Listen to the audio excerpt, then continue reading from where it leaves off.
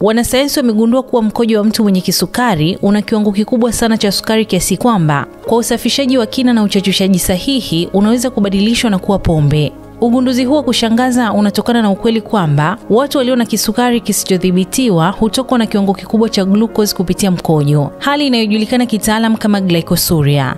Katika historia ya tiba, kuwepo kwa sukari kwenye mkojo kulikuwa miongoni mwa dalili za awali zilizotumika kugundua ugonjwa wa kisukari. Kwa kuzingatia hali hiyo ya kibiolojia, watafiti nchini Uingereza walienda mbali zaidi na kuchunguza kama taka hii yenye sukari nyingi ingeweza kutumika kama uchachushaji, mchakato ule wa kibiolojia unaotumika kutengeneza bia, divai na vileo vingine.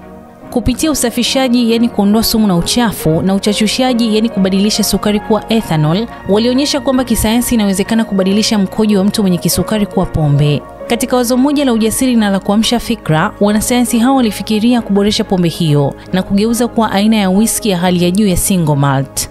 Lengo lao halikuwa kutengeneza kinywaji cha biashara, bali kuchunguza uwezo wa bioteknolojia na kupima mitazamo ya jamii kuhusu tofauti kati ya taka na rasilimali.